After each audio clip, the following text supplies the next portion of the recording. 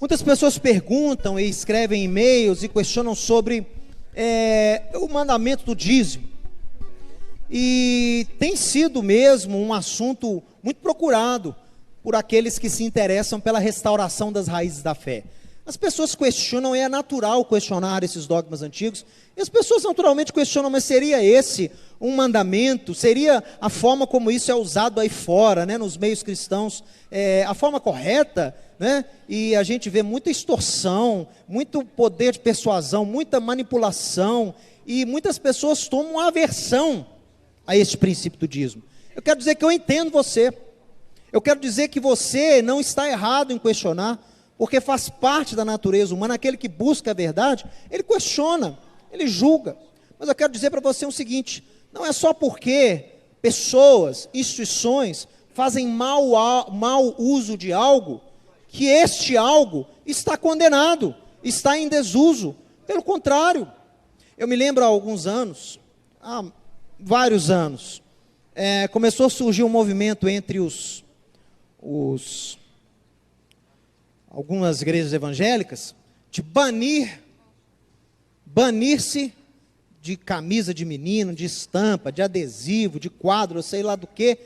Eles queriam banir toda a imagem de arco-íris, porque já na época o objeto foi utilizado como bandeira do movimento LGBT, naquela época, hein? Isso já tem mais de uma década.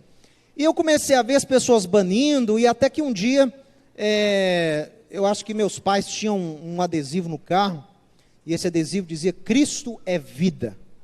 E o adesivo era colorido com várias cores, né? Ele imitava um arco-íris.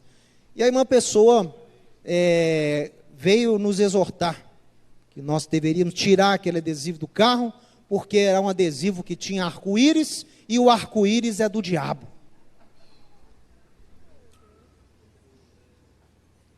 Não preciso nem explicar para vocês a resposta que meus pais tiveram àquela pessoa. O arco-íris foi um elemento de Deus, é um símbolo de uma aliança, que nós vamos ver essa porção agora, é o símbolo de uma aliança, é um símbolo de uma aliança de amor entre Deus e a humanidade. É uma promessa de Deus, que aquele tipo de juízo ele não terá mais. Não é só porque A, B, C utilizam-se mal de algo, que este algo que o Eterno criou é ruim. O mesmo princípio que ela aplicar para você, a mitzvah do dízimo. Nós sabemos que sim, é um mandamento específico, é um mandamento para a casa de Israel. Sim, é um mandamento que está atrelado ao espaço-tempo, ao espaço Israel, ao tempo, na época em que existia em Jerusalém o templo. Porque o cumprimento dessa mitzvah exigia que o judeu levasse ao templo as primícias de sua plantação.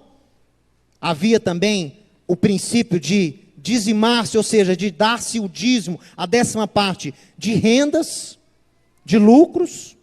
Essa 10ª parte era dada, às vezes, um 3º ano ao sacerdote, era dividida também aos órfãos e viúvas. Todo o serviço de ação social do templo era sustentado com o dízimo do povo de Israel. Todo o serviço templário, o salário dos sacerdotes, o sustento, a compra de materiais, a proteção do templo, construção de armas para fazer-se a guarda do templo, a ajuda social que o templo dava aos órfãos e viúvas, tudo era feito com o sustento dessa forma. Da mesma forma, eu sei que hoje, muitas pessoas veem aí o que se fazem lá fora e dizem assim: não tem como guardar o mandamento, o mitzvah do dízimo, e não é nem dessa forma que acontecia lá nos dias do templo em Jerusalém. Concordo com você. Não é possível guardar a mitzvah do dízimo como nós lemos na Torá. Porém, o dízimo é um mandamento que contém um princípio eterno. O princípio da lei é eterno, não depende de lugar, nem depende de tempo. O princípio do mandamento é o mesmo. Eu quero deixar isso claro, que muita gente vem de um extremo e migra para um outro extremo.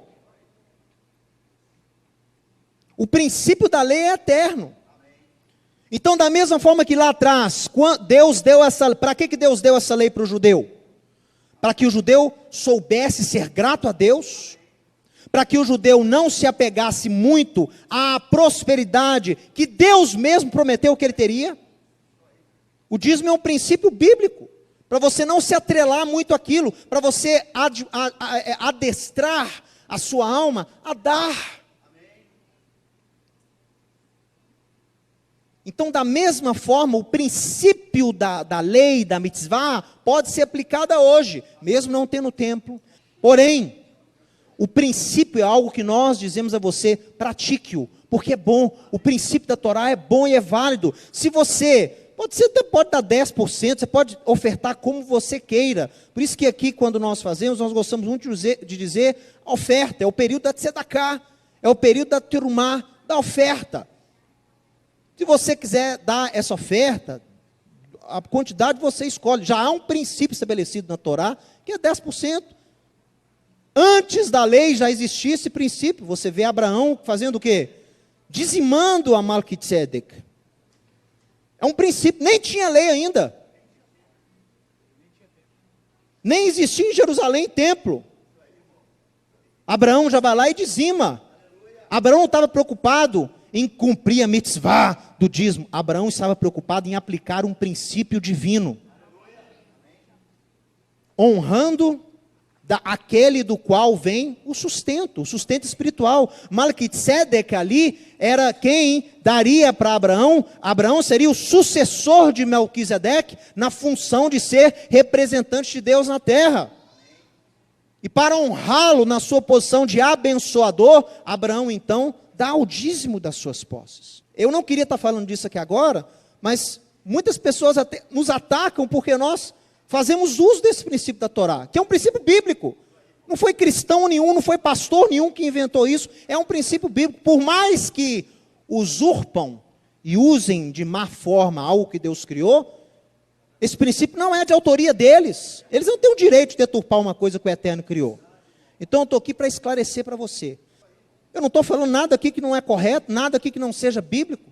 Eu estou trazendo novamente ao contexto original algo que o inimigo deturpou.